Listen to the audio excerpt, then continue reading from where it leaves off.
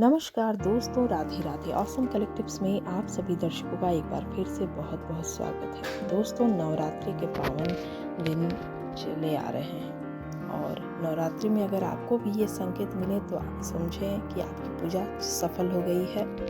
दोस्तों, इससे पहले कि हम वीडियो में आगे बढ़ें, अगर आपने अभी तक हमारे चैनल को लाइक और सब्सक्राइब नहीं किया है तो जल्दी से कर लें, ताकि इसी तरह की रोचक और महत्वपूर्ण जानकारियाँ हम आपके लिए समय से लाते रहेंगे।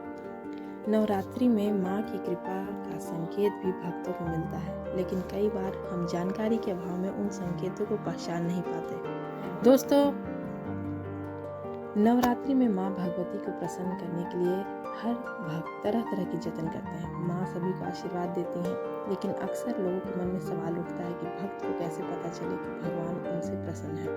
नवरात्रि में 9 दिनों का व्रत, हवन, दुर्गा सप्तशती का पाठ आदि करने वाले भक्त माँ को सच्चे मन से पुकारते हैं और कामना करते हैं कि माँ की कृपा उन पर बनी रहे। वहीं माना जाता है कि पूरे 9 दिन जो भी माता दुर्गा की पूजा विधि विधान के साथ करता है, उनकी मंगल कामनाएं जरूर पूर्ण होती हैं। माँ की कृपा का संकेत भी भक्त को मिलता है, लेकिन कई बार हमें उस बारे में पता ही नहीं चल पाता।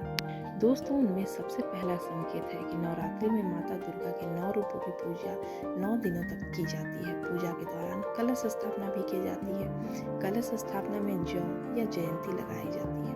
नवरात्रि में वह जयंती अगर सही तरह से कलश में उग आए तो उसमें सिर्फ 1-2 सफेद रंग और जौ उग जाए तो समझ जाए कि माता दुर्गा आपसे अति प्रसन्न है। अखंड दीप, नवरात्रि में पूरे 9 दिनों तक माता दुर्गा के सामने अखंड दीप जलाई जाती है। वह दीप अगर 9 दिनों तक एक जैसे ही जलते रहे, दीपक बिना खंडित हुए जले, तो समझ जाइए माता दुर्गा आपसे अति प्रसन्न है। तीसरा, घर में खुशी का माहौल। नवरात्रि के दौरान पूरे घर में हंसी खुशी का माहौल बने रहे, किसी से वाद विवाद न हो रहा हो, सभी सदस्य परस्पर रह रहे हों, परिवार में एक दूसरे के साथ अच्छा मेल मिलाप हो, तो समझ जाए कि माता दुर्गा प्रसन्न है।